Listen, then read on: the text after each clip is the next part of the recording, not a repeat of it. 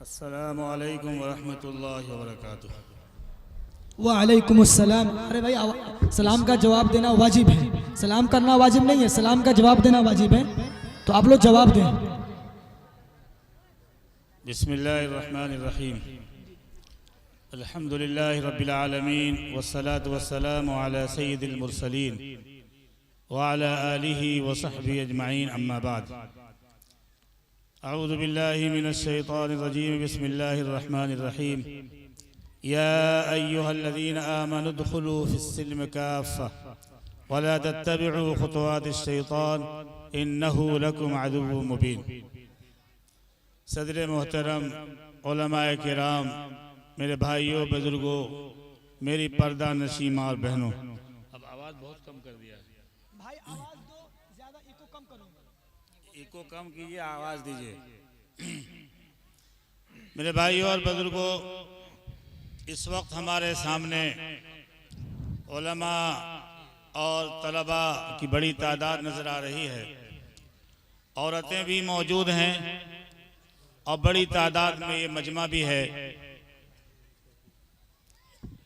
मैं बहुत ही मुख्तसर वक्त में, बहुत ही कम वक्त में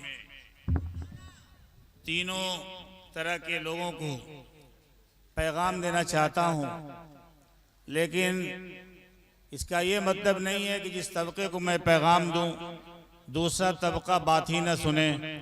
नहीं, वो लोग भी इसमें शामिल होंगे और उनको भी फ़ायदा होगा इंशाअल्लाह ताला। सबसे पहले मैं उलमा के लिए एक पैगाम देना चाहता हूँ। ये बहावलपुर जो अभी पाकिस्तान में है, वहाँ का एक मुकद्दमा बहुत ही मशहूर मुकद्दमा है। वहाँ बहावलपुर की अदालत में एक लड़की ने दरख्वास्त दी कि मैं सुन्नी मुसलमान हूँ, मेरा निकाह मिर्ज़ाई से हो गया है। गुलाम अहमद के मानने वालों में से एक शख्स से मेरा निकाह हो गया है, इसलिए मेरा निकाह तोड़ दिया जाए, ख़त्म कर दिया जाए। मैं मुसलमान हूँ और वो मुसलमान नहीं है। अदालत ने कहा कि ये इस्लामी मामला है, इसलिए उलमा आवें, दोनों तरफ के लोग आवें और अपने अपने दलाइल पेश करें और साबित करें, दोनों ग्रुप के लोग, दोनों फरीक के लोग। चुनांचे वहाँ के लोगों ने दारुल उलूम देवबंद खबर की और कहा कि ये सूरत हाल है, आप लोगों को आना चाहिए। मुफ्ती किफ़ायतुल्लाह साहब, जो मुफ्ती आज़म के नाम से मशहूर थे, और भी दूसरे उलमा ने पूरी तैयारी की, महीनों तैयारी की और तैयारी करके जाने लगे। जाने से पहले सोचा कि अल्लामा अनवर शाह कश्मीरी रहमतुल्लाह अलैह जो बड़े आलिम थे और हाफिजा उनका कंप्यूटर से भी ज़्यादा कवी था। कंप्यूटर में गलती होती थी लेकिन उनके हाफिजे में गलती नहीं होती। जो बात पढ़ते सुनते बहुत दिनों तक वो बात याद रहती। कहा कि अल्लामा से चल कर के मिल लिया जाए। अल्लामा उस वक्त बीमार थे, चारपाई पर पड़े हुए थे, बवासीर, खूनी बवासीर का आर्जा था। हाल ये था कि चारपाई पर लेटे रहते, नीचे बाल्टी रहती, उनका खून गिरता और बाल्टी भर जाती, फिर खून ले जाकर के फेंक दिया जाता। उठना मुश्किल था। उस हालत में इन हजरात ने सोचा कि चलकर अल्लामा अनवर शाह कश्मीरी से दुआ ले ली जाए, उनकी दुआ के साथ हम लोग चलें। गए, कहा कि ये सूरत हाल है, हम आपकी खिदमत में आए हैं ताकि आप दुआ फरमा दीजिए। अल्लामा ने पूछा कि तुम लोगों ने क्या जवाब तैयार किया है? वो लोग ये सवाल करेंगे, तुमने जवाब क्या तैयार किया है? इन लोगों ने अपनी तैयारी के मुताबिक बताया कि हमने ये जवाब तैयार किया, ये जवाब तैयार किया, ये जवाब तैयार किया। अल्लामा अनवर शाह कश्मीरी रहमतुल्लाह अलैह ने फरमाया कि तुमने बहुत मेहनत की, लेकिन जो मिर्ज़ाई का वकील होगा वो तुमको फंसा देगा और तुम जवाब नहीं दे पाओगे, और कहीं ऐसा ना हो कि मेरे जिस्म में मेरी रूह बाकी रहे और ये खबर मिले कि इस्लाम हार गया और बातिल जो है जीत गया। उस वक्त जब मैं ये खबर सुनूंगा तो मेरे लिए बहुत ही अफसोसनाक खबर होगी। इसलिए अल्लामा, खूब गौर से सुनिएगा मेरे भाइयों, मैं बहुत कीमती बात बताने जा रहा हूँ, बहुत कम वक्त में बताने जा रहा हूँ। अल्लामा अनवर शाह कश्मीरी रहमतुल्लाह अलैह ने फरमाया कि तुम जाओ, मिर्जाई वकील तुमको फंसा देगा और तुम हार जाओगे, और ये खबर मुझे मिले कि इस्लाम हार गया और बातिल जीत गया, तो मेरे लिए बहुत अफसोसनाक खबर होगी। अल्लामा ने फरमाया कि मैं भी तुम्हारे साथ चलूंगा, इस मुकद्दमे में मैं बराह रास्त मेरी शिरकत होगी। उसके बाद जैसे ही कहा कि मेरी शिरकत इस मुकद्दमे में होगी कि अल्लामा अनवर शाह कश्मीरी रहमतुल्लाह अलैह का जो खून गिर रहा था और बाल्टी की बाल्टी भरी जा रही थी, उनका खून रुक गया और अल्लामा बैठ गए और कहा कि मैं चलूंगा, मैं भी शरीक हूँगा और इस मुकद्दमे में बराह रास्त शिरकत होगी। ये खबर फैली पूरे हिंदुस्तान में। उस वक्त हिंदुस्तान पाकिस्तान एक ही था, बंटवारा नहीं हुआ था, अंग्रेजों का दौर था। अल्लामा अनवर शाह कश्मीरी रहमतुल्लाह अलैह तैयार हो गए कि मैं भी चलूंगा। पूरे हिंदुस्तान में ये खबर फैली, उनके शागिर्द हर जगह फैले हुए थे। शागिर्दों को मालूम हुआ कि अल्लामा तशरीफ ला रहे हैं, चुनांचे जहां जिस शागिर्द को खबर मिली वहीं से किताब लेकर तैयार होकर के मुताला करके पहुंचे। अल्लामा वहां गए वक्त पर, जो वक्त तय था उस वक्त पर अल्लामा पहुंचे। उनका हाथ लोग पकड़ करके लेके जा रहे थे। जब अदालत के करीब पहुंचे तो कहा कि मेरा हाथ छोड़ दो, वरना मुखालिफ वकील कहेगा कि इनका वकील कमजोर है, इनके वकील में ताकत और दमखम नहीं है, इसलिए मेरा हाथ छोड़ दो, मुझको अपने से जाने दो। अल्लामा अनवर शाह कश्मीरी अपने से चल करके अदालत में पहुंचे। आप पीछे बैठे हुए थे, लोगों का मजमा था और काफी तादाद में थे। अल्लामा अनवर शाह कश्मीरी रहमतुल्लाह अलैह वहां पर मौजूद थे, बहुत सारे उलमा थे। कादियानियों ने मिस्र से अपना वकील बुला रखा था कि ये अरबी में तकरीर करेंगे, अरबी में बात करेंगे, और हिंदुस्तान के उलमा को अरबी ज्यादा नहीं आती, इसलिए शिकस्त खा जाएंगे। उनके वकील ने, मिर्जाइयों के वकील ने कहा कि हुजूर कोई बात नहीं है, हम भी मुसलमान हैं, ये भी मुसलमान हैं। जैसे शाफई, मालिकी, हम्बली, हनफी हैं और उनका आपस में निकाह होता है, इसी तरह हम भी एक मुसलमानों का फिरका है, हमारा भी निकाह है, तो कोई हरज नहीं है, इसमें निकाह तोड़ने की गुंजाइश नहीं है और ज़रूरत नहीं है।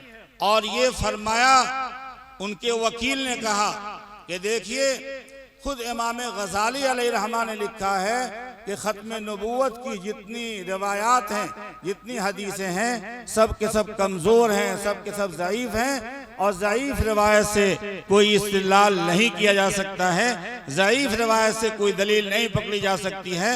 इसलिए ख़त्म नबूवत की तमाम दलीलें, तमाम रिवायात कमज़ोर हैं। लिहाजा अगर हमारे मिर्ज़ा गुलाम अहमद कादियानी अगर ख़त्म नबूवत के कायल नहीं हैं तो वो भी मुसलमान हैं।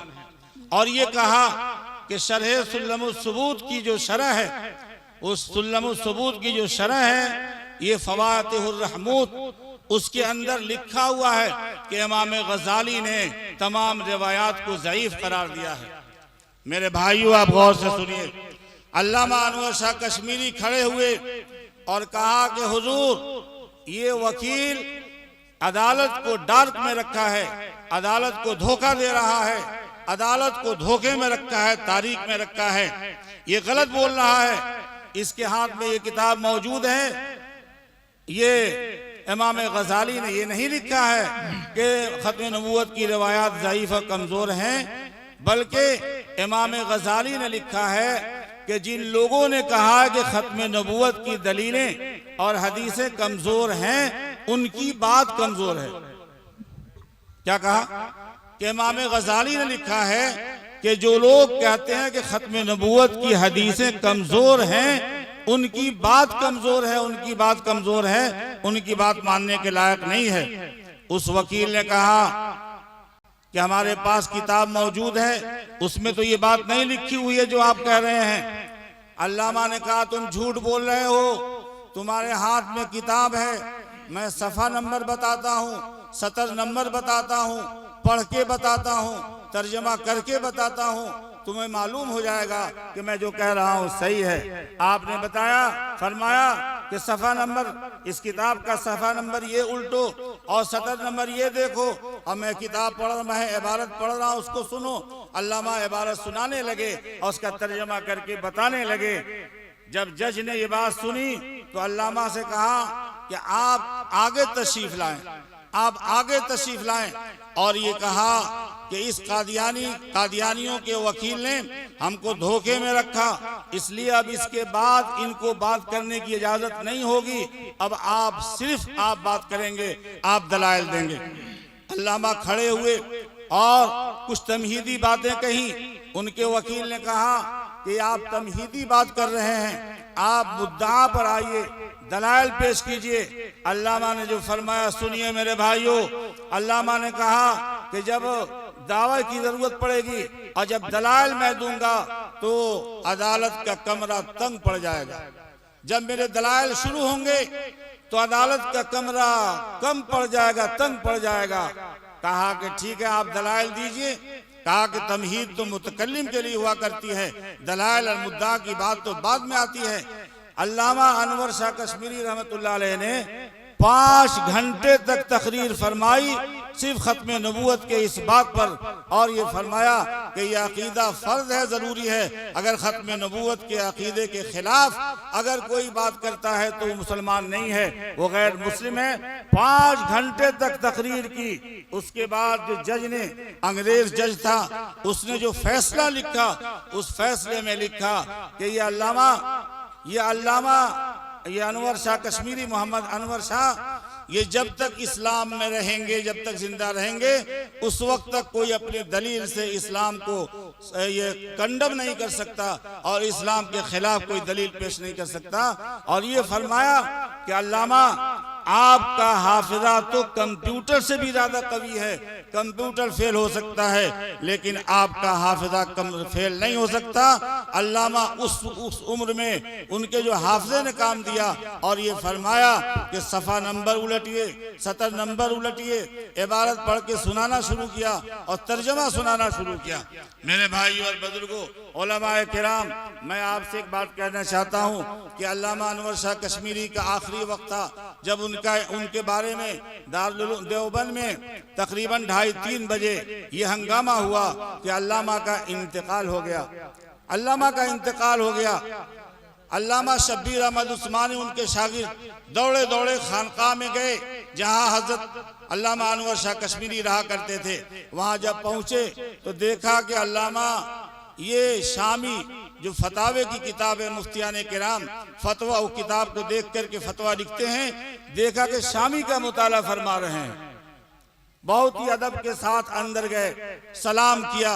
सलाम करने के बाद कहा, हजरत आपकी तबीयत खराब है, आपकी तबीयत खराब है। पूरे देवबंद में मशहूर हो गया कि अल्लामा का इंतकाल हो गया। मैं ये सुन करके भागे भागे आया हूँ और आपका हाल ये है कि आप किताब का मुताला फरमा रहे हैं, आपकी तबीयत खराब है। शामी की कौन सा जुजिया ऐसा है जो आपको मालूम नहीं है? अगर मालूम नहीं है तो आप मुझ जैसे खादिमों से कहते, मैं मसला निकाल देता। आप अपनी सेहत का तो ख्याल रखिए। अल्लामा अनवर शाह कश्मीरी ने जवाब दिया कि अजीजम मैं क्या कहूँ, ये भी एक बीमारी लगी हुई है, पढ़ने की भी बीमारी लगी हुई है। जिस तरह सेहत खराब है और वो बीमारी लगी हुई है, इसी तरह पढ़ने की बीमारी लगी हुई है जो छूट नहीं रही है। मैं अपने उलमाए किराम से, तलबाए अजीज से मैं ये कहना चाहता हूँ, 2 बातें कहना चाहता हूँ। पहली बात तो यह है कि आप मेहनत कीजिए, किताबों का मुताला कीजिए। अल्लामा अनवर शाह कश्मीरी जो कश्मीरी बने और जो इनकलाब बर्पा किया और वहाँ के जज को मानने पर, ये एतराफ़ करने पर मजबूर कर दिया कि कंप्यूटर भी फेल हो सकता है लेकिन इनका हाफिजा फेल नहीं हो सकता। अल्लामा अनवर शाह कश्मीरी के हाफिजे का ये है हाल और उनके मुताले का ये हाल। पहली बात तो यह है कि उलमाए किराम पढ़ने का ज़ौक़ पैदा करें, शौक़ पैदा करें। हमारे तलबाए अजीज जो मदरसों में पढ़ते हैं वो पढ़ने का शौक़ और ज़ौक़ पैदा करें और अल्लामा अनवर शाह कश्मीरी का वो जुमला याद रखें कि पढ़ने की भी बीमारी लग गई है। और दूसरी बात, उलमाए किराम, आज वो कादियानियों का वक्त था और उसी तर्ज पर आज शकीली पैदा हो गए हैं, शकील बिन हनीफ, जो दरभंगा का उस्मानपुर का रहने वाला, उसने भी उसी तर्ज पर दावा किया कि मैं ईसा हूँ, मसीह हूँ और महदी हूँ, पता नहीं क्या क्या दावा किया, जिसकी बुनियाद पर दारुल उलूम देवबंद और बहुत सारे इदारों ने मिलकर के फतवा दिया कि शकील बिन हनीफ और उसके मानने वाले मुसलमान नहीं हैं, इस्लाम से खारिज है। आज मुसलमान नौजवानों के ईमान को छीनने की कोशिश की जा रही है, आज उनके दिलों से इस्लाम की अजमत को निकालने की कोशिश की जा रही है। उलमाए किराम की जिम्मेदारी है कि जिस तरह अल्लामा अनवर शाह कश्मीरी चारपाई पर लेटे हुए थे, उनका खून बवासीर का जारी था, लेकिन जब ये बात सुनी खत्म नबूवत का मामला आया तो आप चारपाई पर बैठ गए और कहा कि मैं भी बराह रास्त शरीक होऊंगा। इस तरह मेरे उलमाए किराम, हमारी और आपकी जिम्मेदारी है कि हम नरम नरम बिस्तरों को छोड़ें, अपने आराम और चैन को छोड़ें, अपने सुकून को खत्म करें, अपने खाने पीने के मजे को एक तरफ करें और मैदान में आकर के हम इस बात की कोशिश करें कि हमारे मुसलमान बच्चों के ईमान की हिफाजत हो सके। और इसके लिए आप मदारिस, जो मदारिस कायम हैं, उन मदारिस को चलाइए, मजबूत कीजिए, उनको खूब आगे बढ़ाइए और उसके अलावा मकातिब का जाल बिछा दीजिए, मकातिब का जाल बिछा दीजिए।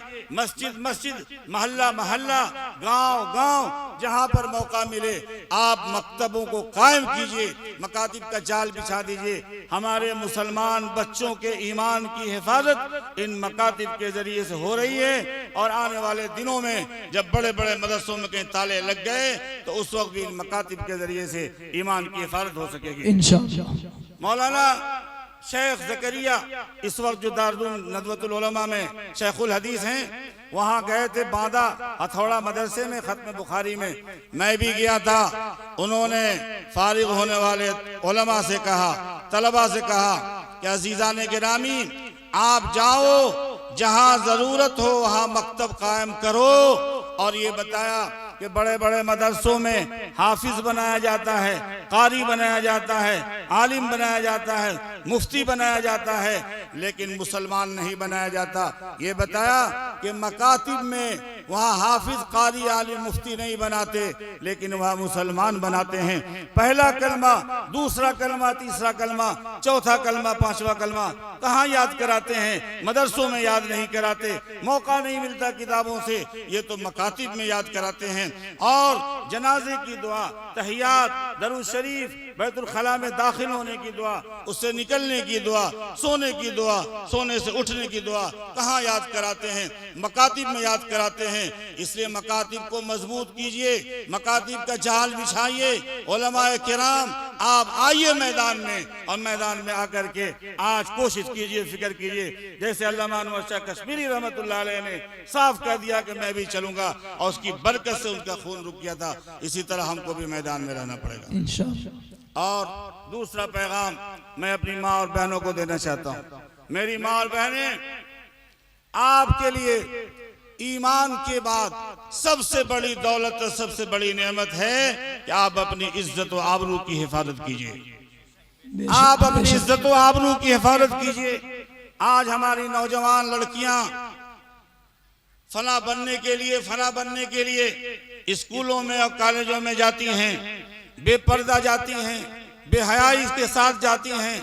उनका पर्दा, उनका दुपट्टा सर से और सीने से खत्म हो जाता है और जो कुछ है वो हमारे और आपके सामने है। मेरी माँ और बहनों, इज्जत से बढ़कर कोई दौलत और कोई नेमत नहीं हो सकती। मैं आपसे कहना चाहता हूँ कि अगर कोई पिस्तौल लेकर के आपके सीने पर तान करके कहे कि मैं तुम्हारी जान ले लूंगा, वरना तुम सबसे पहले अपनी इज्जत को मेरे हवाले करो, मैं अपनी ख्वाहिश पूरी करूंगा, वरना तुम्हारी जान ले लूंगा। ऐ मेरी माँ और बहनों, कह दो कि तुम मार लो, मेरी जान ले लो, लेकिन मेरी इज्जत नहीं ले सकते। और तुम्हारे पास जो कुछ भी हो, लाठी हो, फट्टा हो, जो कुछ भी हो, उससे तुम मुकाबला कर लो और मुकाबला करके अपनी जान दे देना, लेकिन इज्जत से खिलवाड़ मत करना। उस वक्त तुम्हारी जान जाएगी, शहादत की मौत होगी और शहादत का दर्जा मिलेगा। और अगर तुम्हारा फैसला हो जाए कि अपनी इज्जत की हिफाजत कर लूंगी, तो अल्लाह पाक की तरफ से उसकी हिफाजत हो जाएगी इंशाअल्लाह। एक वाकया मैं सुनाता हूँ। एक अल्लाह वाले तवाफ कर रहे थे, तवाफ कर रहे थे, आगे आगे एक खातून थी और उसके कांधे पर एक बच्चा था। वो अल्लाह से फरियाद कर रही थी, अल्लाह से न्याज कर रही थी, बात कर रही थी, सरगोशी कर रही थी कि अल्लाह वो तेरा गुजरा हुआ जमाना, ऐ अल्लाह वो तेरा गुजरा हुआ जमाना जो लायक शुक्र है। अब ये बार बार यही कहती थी, बार बार यही कहती थी। सुने मेरी माँ बहने और मेरे भाई लोग भी सुने, वो बार बार यही कह रही थी, ऐ अल्लाह तेरा गुजरा हुआ जमाना। जब तवाफ खत्म हुआ, इन्होंने पूछा उस खातून से, वो कौन सा गुजरा हुआ जमाना जरा सुनाओ तो उसने कहा कि एक बड़ा दर्दनाक वाकया पेश आया। क्या पेश आया?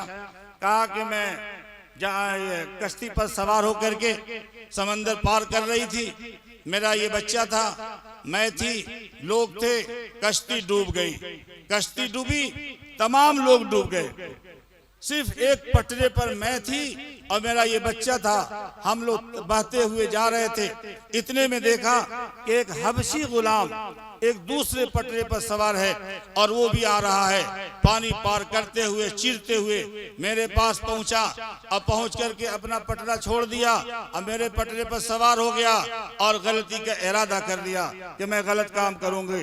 मैंने समझाया कि अल्लाह के बंदे, अल्लाह का रहम और करम हुआ कि हम तीनों को अल्लाह ने बचा रखा, सभी लोग डूब गए हैं, ये हालत तो अल्लाह को याद करने की है, इस हालत में तुम क्या कर रहे हो? उसने कहा ये बात छोड़ो, मैं तो अपनी ख्वाहिश पूरी करूंगा।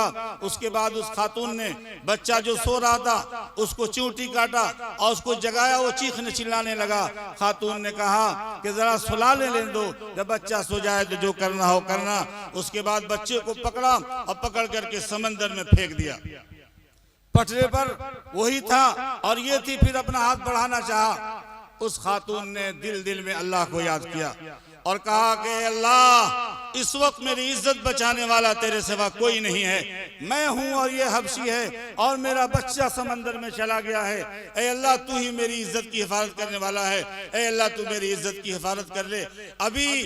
अभी उसकी दुआ के अल्फाज मुकम्मल नहीं हुए थे कि समंदर से एक बड़ा जानवर मुंह खोले हुआ आया और उस हबशी को पकड़ा और पकड़ करके जाकर के समंदर में लेकर चला गया। उसके बाद ये तैरते तैरते समंदर के किनारे गई, वहां फैसला किया यहाँ तो खाने के लिए कुछ नहीं है, मैं घास खाऊंगी, पानी पीऊंगी, यही इसी तरह मैं जिंदगी गुजार लूंगी जब तक जिंदगी बाकी रहेगी।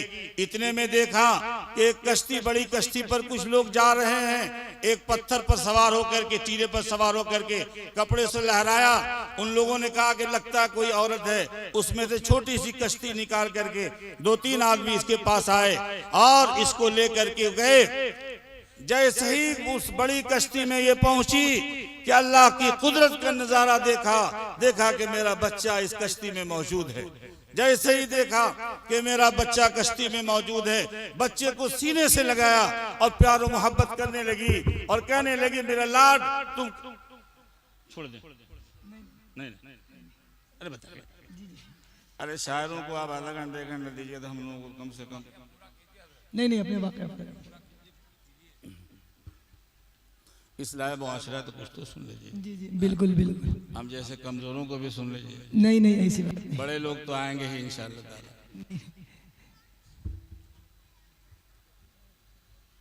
तो उसको सीने से लगाया, प्यार मोहब्बत करने लगी, मेरा लाड तू कहाँ था, कैसे आ गया? उन लोगों ने कहा जो कश्ती में थे, तुम पागल हो गई हो, ये तुम्हारा बच्चा कैसे हो सकता है? कहा नहीं मेरा ही बच्चा है। उसने पूरा वाकया सुनाया। उन लोगों ने कहा कि इससे ज्यादा ताज्जुब खेज वाकया इसके बाद का है। हम लोग आ रहे थे, एक जानवर निकला, उस जानवर की पीठ पर ये बच्चा था। हम लोग डर के मारे भागे जा रहे थे। गैबी आवाज आई कि तुम लोग रुको और उस बच्चे को ले लो, अगर तुमने उस बच्चे को नहीं लिया तो तुम्हारी कश्ती डबो दी जाएगी। चुनांचे हम रुके और इस बच्चे को लिया। ऐ मेरे भाइयों, ऐ मेरी माँ और बहनों, जब उस खातून ने फैसला किया और अल्लाह को याद किया तो एक तो अल्लाह ने उसकी इज्जत और आबरू की हिफाजत की। ऐ मेरी माँ और बहनों, फैसला फैसला कि हम अपनी इज्जत व आबरू की हिफाजत करेंगी। बेपर्दा कभी भी अपने घरों से न निकलना, जरूरत हो तो बाजारों में जाना, जरूरत हो तो ऑफिस में जाना, जरूरत हो तो सामान खरीदने जाना, बिला जरूरत न निकलना, लेकिन पर्दे के साथ जाना, बुर्के के साथ जाना। लोग कहते हैं कि इस्लाम ने औरतों पर जुल्म किया है, उनको बुर्के में डाल दिया है, उनको घरों में बंद कर दिया है। ऐ मेरे भाइयों, इस्लाम ने जो औरतों का मकाम दिया है और जो हक दिया है वो किसी और ने नहीं दिया है। बुर्के में रहना, पर्दे में रहना, इससे क्या इज्जत कम होती है? इज्जत कम नहीं होती। आप जानते हैं कि दुनिया में कोई ऐसा मकान नहीं है जिसको कपड़ा से ढाक करके रखा जाता हो। खाने काबा वो वाहिद मकान है जिसको कपड़े से ढाक करके रखते हैं। क्या खाने काबा को कपड़े से ढाकने की वजह से खाने काबा का मकाम कम हो जाता है? नहीं कम होता है, बल्कि उसका मकाम बढ़ता है। दुनिया की कोई किताब नहीं है जिसको कपड़े में लपेट करके रखते हो। कुरान करीम वो किताब है जिसको कपड़े में लपेट करके रखते हैं। कुरान करीम को कपड़े में लपेटने की वजह से उसके मकाम में, उसके रुतबे में कोई कमी नहीं आती। ए मेरे भाइयों, हम में से कोई भी आदमी सोने और चांदी और हीरे जवाहरात को सड़कों पर नहीं फेंकता, बल्कि तिजोरी में हिफाजत के साथ रखता है ताकि चोरों की निगाह इस सोने और चांदी और हीरे जवाहरात पर न पड़े। कोई भी सड़ी हुई नापाक और बदबूदार चीज को तिजोरी में बंद करके नहीं रखता, बल्कि सड़कों पर फेंक देता है। हमारा इस्लाम कहता है कि हमारी औरतें बदबूदार और नापाक चीज की तरह नहीं है कि तुम बाजारों में फेंक दो, तुम ऑफिसों में फेंक दो, बल्कि ये सोने और चांदी और हीरे जवाहरात से ज्यादा कीमती हैं। इसलिए तुम इनको हिफाजत से रखना, इनको पर्दे में रखना, ताकि ये गैरों की, ये उचक्के लोगों की, बदमाश लोगों की निगाह उन पर न पड़े। इज्जत व आबरू की हिफाजत की वजह से, नामूस की हिफाजत की वजह से इस्लाम ने कहा कि तुम पर्दे में रहो, अगर जरूरत हो तो जाओ, लेकिन पर्दे के साथ रहो। एक मर्तबा अब्दुल्लाह इब्न उम्मे मक्तूम नाबीना सहाबी तशरीफ लाए आप सल्लल्लाहु अलैहि वसल्लम के पास। आपकी 2 बीवियां मौजूद थी। आपने बीवियों से कहा कि तुम पर्दा करो, अब्दुल्ला आ रहे हैं। उनमें से एक ने कहा बीवी बीवी होती है। कहा कि अब्दुल्ला तो अंधे हैं, उनसे क्या पर्दा, अब्दुल्ला तो अंधे हैं, उनसे क्या पर्दा। आपने फरमाया वो अंधे हैं, अफामियावान अंतुमा, क्या तुम दोनों अंधे हो? तुम तो अंधी हो, तुम तो अंधी ना हो। जिस तरह उनके लिए देखना नाजायज हराम, इस तरह तुम्हारे लिए भी शहवत की निगाह से देखना नाजायज हराम। आज कोई मेहमान आ जाए, हमारे घर की औरतें खिड़की से, सुराख से और ऊपर छत से देख लेती हैं कि मेहमान लंबा है कि नाटा, और मोटा है कि ताजा पतला, और गोरा है या काला। ये सब ये मेहमान देखे ना देखें, लेकिन वो जरूर देख लेती हैं। आज क्या होता है, ये चचेदाद भाई हैं, ये मामूजाद भाई हैं, ये खालाजाद भाई हैं, इनसे क्या पर्दा, ये तो बहनों ही हैं, इनसे क्या पर्दा। ऐ मेरे भाई और बुजुर्गों, इन लोगों से तो और ज्यादा पर्दा है, इनसे तो और पर्दा करना चाहिए। सड़क पर, रोड पर चलती हुई लड़की, हसीनो जमील खूबसूरत लड़की, देख कर आदमी तरस जाए, लेकिन उसके साथ गलत काम नहीं कर सकता, इसलिए कोई ताल्लुक ही नहीं है। जिससे कुर्बत होती है, जिससे बातचीत होती है, उससे आदमी अपनी गलती कर लेता है, अपनी ख्वाहिश पूरी कर लेता है। इसलिए मैं अपनी नौजवान लड़कियों, मैं अपनी माँ और बहनों से मैं ये कहना चाहता हूँ कि आप फैसला करो कि पर्दे का एहतमाम करोगे इंशाअल्लाह ताला। और ये है कि अपनी इज्जत की हिफाजत कर लेना, चाहे जान देने की जरूरत पड़ जाए। मसला सुन लीजिए, अगर गले में लुकमा अटक जाए, फंस जाए, और दूध ना हो, पानी ना हो, जूस ना हो कि उस लुकमे को अंदर कर सकें, शराब मौजूद है, तो बकदरे जरूरत जिससे लुकमा अंदर चला जाए और जान बच जाए, शराब पीने की गुंजाइश है। घटाघट पूरे पीने की इजाजत नहीं है, जितना से वो अंदर चला जाए इसकी इजाजत है। अगर भूख से तड़प रहा हो, जान जा रही हो, जायज चीज मौजूद ना हो, तो नाजायज चीज खाने की गुंजाइश है, हत्ता कि खिंजीर भी खाने की गुंजाइश है, जिससे जान बच सके। लेकिन याद रखिए कि अगर कोई पिस्तौल दिखा करके इज्जत लूटना चाहे तो अपनी इज्जत को बचा लेना फर्ज है। जान दे देने के जान बचाने के लिए इज्जत देने की इजाजत नहीं है, इसलिए अपनी इज्जत की हिफाजत करें। और आखिरी बात आपसे करके मैं अपनी बात खत्म करता हूं और अनाउंसर साहब से शागिर्दे हैं, इनसे थोड़ा सा वक्त लेकर के इजाजत लेकर के 5-7 मिनट बस और जी, मैं जी। अपनी बात खत्म करता हूँ। मेरे भाइयों और बुजुर्गों, आज पूरे मुस्लिम मुआशरे में तिलक और जहेज की लानत बढ़ती चली जा रही है और आज तिलक और जहेज की लानत ने पूरे मुस्लिम मुआशरे को बर्बाद कर दिया है। जिस तरह घुन गले को बर्बाद कर देता है और जिस तरह कैंसर की बीमारी जिस्मों को खोखला कर देती है, इसी तरह तिलक और जहेज की लानत ने पूरे मुस्लिम मुआशरे को बर्बाद कर दिया है। हर जगह, खास तौर से ये देवराज इलाका है और चंपारण में और भी जो इलाके, हमारा भी इलाका ले लीजिए, तिरवा इलाका, आज बड़े बड़े लोग, मुफ्ती साहब लोग, मौलाना साहब लोग, क्या हुआ भाई, अब्बा नहीं मान रहे हम क्या करें, अब्बा नहीं मान रहे हम क्या करें। अरे भाई दारुल देवबंद से पढ़ के क्या आए हैं, दारुल देवबंद से फरागत है और अब्बा नहीं मान रहे तो हम क्या करें, क्या करें। हम तो चाहते ही हैं कि सुन्नत के मुताबिक शादी करें, शरिया एक पैसा भी न लें, लेकिन अब्बा नहीं मान रहे, अब्बा नहीं मान रहे। ला ताअत लि मखलूकिन फी मासियतिल खालिक। मेरे नौजवानों, दारुल देवबंद और दूसरे इदारों से फारिग होने वाले उलमा किराम, आप जानते हैं कि जहां अल्लाह की नाफरमानी हो रही हो वहां किसी मखलूक की बात नहीं मानी जा सकती। ला ताअत लि मखलूकिन फी मासियतिल खालिक, जहां अल्लाह की नाफरमानी हो रही हो किसी मखलूक की बात नहीं मानी जा सकती। साफ कह दो अपने अब्बा और अम्मी से कि अब्बा अम्मी आप अपने घर से निकाल दीजिए, मैं आपके घर को लात मारता हूँ, मैं आपकी जायदाद को लात मारता हूँ, मैं आपकी जायदाद छोड़ सकता हूँ, आपके मकान को छोड़ सकता हूँ, लेकिन नबी की सुन्नत को नहीं छोड़ सकता, अल्लाह के कानून को मैं नहीं बदल सकता। मैं तो सुन्नत के मुताबिक शादी करूंगा, अगर आप चाहते हैं तो कीजिए, वरना मैं घर से निकलता हूँ। साफ लफ्जों में ऐलान कर दो। आज दो तरह के लोग होते हैं, कुछ लोग तो बाकायदा मुतालबा करते हैं कि मेरा बेटा इंजीनियर है, डॉक्टर है, स्कॉर्पियो गाड़ी दोगे या नहीं दोगे, फला गाड़ी दोगे या नहीं दोगे, फला चीज दोगे या नहीं दोगे, बाकायदा मुतालबा करते हैं।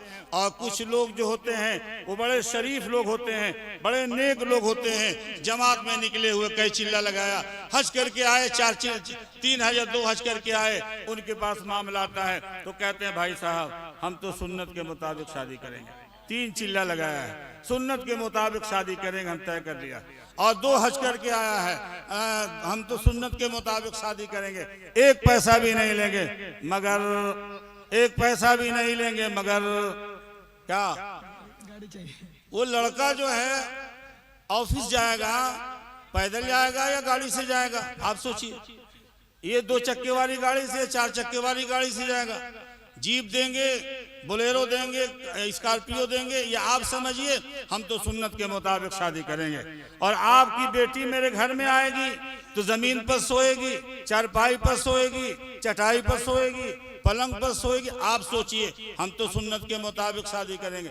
गद्दा 4 किलो का होगा या 10 किलो का होगा, कितना मोटा होगा आप समझिए। आपका बेटा और आपकी बेटी ये ठंडा पानी पिएंगे या नहीं पिएंगे, आप फ्रीज देंगे या नहीं देंगे, आप सोचिए कि सोफा सेट देंगे या नहीं देंगे, आप सोचिएगा आपकी बेटी हाथ से वो कपड़ा धुलेगी या वॉशिंग मशीन से धुलेगी, ये आपको सोचना है। हम तो कुछ भी नहीं लेंगे, मगर का मुंह इतना बड़ा है कि सब कुछ दाखिल होता चला जा रहा है, लेकिन मगर का मुंह नहीं भरता। सुनो मेरे भाइयों, जिस तरह मुतालबा करके तिलक और जहेज लेना हराम है, इसी तरह इस जमाने में चूंकि ये रवाज पड़ चुका है, इसलिए बिला मुतालबा भी लेना नाजायज और हराम है। क्योंकि जानते हैं कि इसके बगैर हमारी बेटी की शादी नहीं हो सकती। कौन खुशी से देता है, कौन खुशी से देता है? निकाह हो जाए, शादी हो जाए, तब जा करके मांगिए तो ससुर साहब दे देते हैं, नहीं दे सकते हैं, नहीं देते हैं। इसलिए आप याद रखिए, इससे तकरीबन 90-95 साल पहले की बात है कि लड़की वाले लड़की की रुखसती के वक्त दिया करते थे। उस जमाने के उलमा फुक़हा ने फतवा दिया कि अखज़ अहलुल मरअत शयअन इंद तस्लीम फलिज़्ज़ौज अन यस्तरिद्दउ लिअन्नहु रिश्वतुन। लड़की वाले लड़की की रुखसती के वक्त जो कुछ भी लेते हैं वो रिश्वत और हराम है, उसका लेना जायज़ नहीं है। अब हालात बदले और लड़के वालों ने लेना शुरू किया, तो इस जमाने के उलमा और फुक़हा ने फतवा दिया कि लड़के वाले जो कुछ भी लेते हैं नाजायज़ और हराम है। आज पूरा मजमा फैसला करे, हमारे नौजवान फैसला करें, खास तौर से मदरसे के पढ़ने वाले, ये तलबा फैसला करें और नौजवान भी फैसला करें जिनकी शादी नहीं हुई है कि हम शादी करेंगे सुन्नत के मुताबिक, एक पैसा भी नहीं लेंगे, मस्जिद में निकाह होगा इंशाअल्लाह, एक पैसा भी नहीं लेंगे, इंशाअल्लाह हवाई जहाज पर उड़ेंगे अपने बाजू की कमाई से, स्कॉर्पियो गाड़ी पर चलेंगे अपने बाजू की कमाई से, घड़ी पहनेंगे अपने बाजू की कमाई से, मोटरसाइकिल पर चलेंगे अपने बाजू की कमाई से। सास ससुर की दौलत पर ललचाई हुई निगाह हम नहीं डाल सकते हैं। गार्जियन हजरात तय करें कि हमारे बेटे की शादी, बेटी की शादी सुन्नत के मुताबिक होगी, एक पैसा लेन देन का मामला नहीं होगा, मस्जिद के अंदर निकाह होगा। हमारी नौजवान लड़कियां फैसला करें कि जो लड़का अपना दाम लगाए और जिसका दाम लगाया जाए, जिसको जानवरों की तरह बेचा जाए, उससे हमारी शादी नहीं हो सकती है, चाहे हम ऐसे ही रह जाएं। ये सब के सब फैसला करके उठें। इंशाअल्लाह इंशाअल्लाह जब अमल के जज्बे के साथ यहाँ से जाएंगे तो हमारा ये जलसा कामयाब समझा जाएगा। अगर रात भर हम डफली बजाते रह जाएं और एक आदमी भी अमल के लिए तैयार ना हो तो ये रात भर का जगना और रात भर का जगाना ये बेकार हो जाएगा। ये मजमा पूरा का पूरा फैसला कर ले कि अपने ईमान की, अपने बच्चों के ईमान की हिफाजत करेंगे इंशाअल्लाह ताला, तालीम को आम करेंगे, अपने बच्चों को बुनियादी दीनी तालीम देंगे। व आखिर दावाना अल्हम्दुलिल्लाह रब्बिल आलमीन।